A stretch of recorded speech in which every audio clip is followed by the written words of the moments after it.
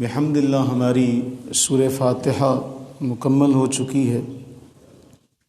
دو فقہی مسائل اس کے حوالے سے بڑے اہم ہیں۔ ایک مسئلہ ہے آمین کہنے کے حوالے سے، اور دوسرا مسئلہ ہے قرات خلف الامام کے حوالے سے۔ تو یہ چونکہ ان کا تعلق فقہ کے اعتبار سے ہے، تو تفسیر کے حوالے سے آج اس کو سمیٹتے ہوئے حدیث پاک میں آتا ہے، حدیث کا مفہوم ہے کہ جتنا اللہ تعالیٰ کو اپنی تعریف پسند ہے، جتنا اللہ تعالیٰ اپنی تعریف سے خوش ہوتے ہیں، اتنا کوئی خوش نہیں ہوتا۔ سب سے زیادہ اپنی تعریف سے کون خوش ہوتا ہے؟ اللہ تعالیٰ۔ اور اسی لیے اللہ کے نبی صلی اللہ علیہ وآلہ وسلم سے جب پوچھا گیا تو آپ نے فرمایا کہ سب سے بہترین جو جملہ ہے، سب سے بہترین جو کلمہ ہے، وہ ہے سبحان اللہ، الحمد للہ، لا الہ الا اللہ، اللہ اکبر۔ یعنی آپ دیکھیں کہ اللہ کی تعریف، اور اسی حدیث کے تحت اب یہ دیکھیں کہ اللہ تعالیٰ نے اپنی، جب آپ نماز کے لیے کھڑے ہوتے ہیں اس کی عبادت میں، تو ہر رکعت سے پہلے آغاز میں آپ کہتے ہیں الحمدللہ۔ اس میں پھر آپ اس رب کی کتنی تعریف کرتے ہیں۔ تو سب سے زیادہ اللہ کو اگر کوئی خوش کرنا چاہتا ہے، اگر کبھی انسان کے دل میں یہ تڑپ پیدا ہو جائے کہ میں کوئی ایسا عمل کروں، کہ کوئی ایسا کام جس سے اللہ خوش ہو، تو آپ یہ دیکھیے کہ سب سے زیادہ آپ عبادت میں آغاز کرتے ہیں اللہ کی حمد سے۔ تو اللہ تعالیٰ حمد سے کس قدر خوش ہوتا ہے اس کا آپ اندازہ نہیں لگا سکتے۔ تو اس لیے ہر رکعت میں آغاز سے ہی آپ کو سکھایا گیا کہ آپ اللہ کی حمد بیان کریں، اس کی تعریف کریں۔ اب یہ جو سبق ہے ہم نے نماز کے باہر بھی اپنے اوپر لاگو کرنا ہے کہ ہم نے ہر وقت اللہ کی تعریف کرنی، ہر وقت اللہ کی تعریف کرنی۔ دیکھیں، یہ آپ دنیا میں بھی ایک اصول جانتے ہوں گے کہ کوئی مانگنے والا جب آپ کے پاس آ کے سوال کرتا ہے تو وہ آپ کی کتنی تعریفیں کرتا ہے، وہ آپ کی کتنی تعریفیں کرتا ہے، وہ کئی ایسے جملے کہتا ہے کہ جس سے آپ خوش ہو جائیں۔ یعنی وہ آپ کے ہر اعتبار سے دیکھتے ہوئے آپ کی تعریف کرتا ہے کہ آپ کسی طرح سے خوش ہو جائیں اور اس کو کچھ دے دیں۔ ہمیں بلا تشبیہ اور بلا تمثیل اللہ نے اپنی بارگاہ میں کھڑا کر کے ہاتھ باندھ کے یہ سکھایا کہ تم نے میری تعریف بیان کرنی۔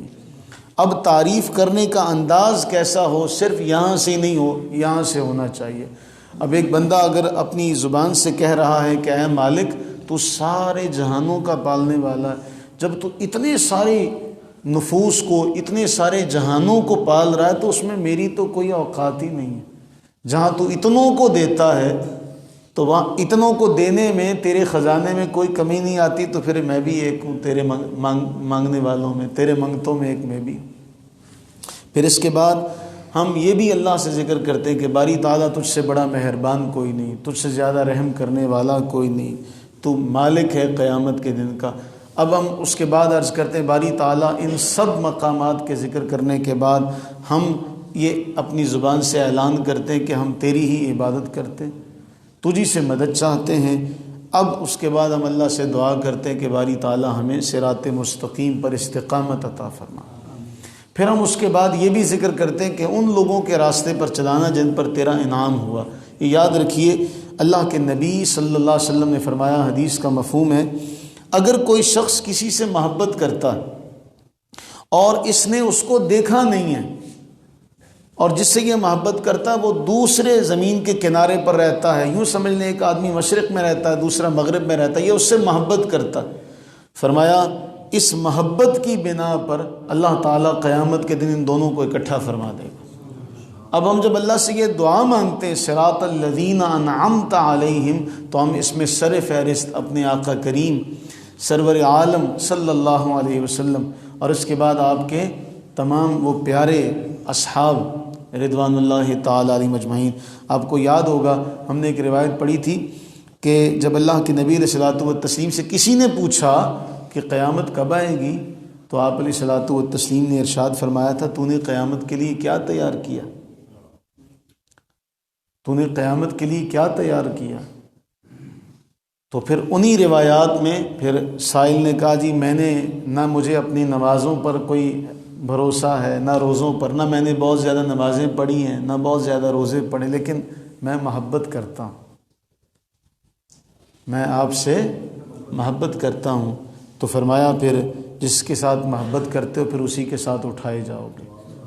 تو انعمت علیہم میں آپ اپنی محبت کا معیار بنا لیں کہ ہم اللہ کے نبی سے محبت کرتے ہیں، اور جو اللہ کے نبی کے ساتھ آرام فرما ہے، آپ کے دونوں وزیر، آپ کے دونوں یار، آپ کے دونوں پیارے ابو بکر و عمر رضی اللہ تعالیٰ عنہما، ہم ان سے بھی پیار کرتے، ہمارے اعمال ان جیسے کبھی ہو ہی نہیں سکتے جو اللہ کے پیارے ہیں، لیکن اس محبت کی وجہ سے اللہ ہمیں ان کے ساتھ اپنے محبوب کے فرمان کے مطابق ان کے ساتھ ہمارا حشر فرمائے گا۔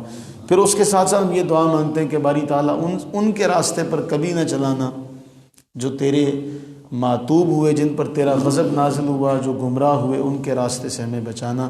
یہ دعا ہے جو ہم ہر رکعت میں اللہ سے مانگتے ہیں۔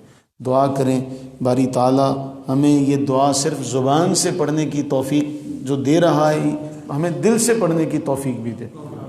ہم صرف زبان سے نہ یہ دعا مانگیں بلکہ ہم دل سے یہ عرض کریں کہ باری تعالیٰ ہمیں نیکوں کے ساتھ اٹھا، ہمارا نیکوں کے ساتھ حشر فرمانا، ہمیں بروں کی صحبت سے بچانا، بروں کے راستے سے بچانا۔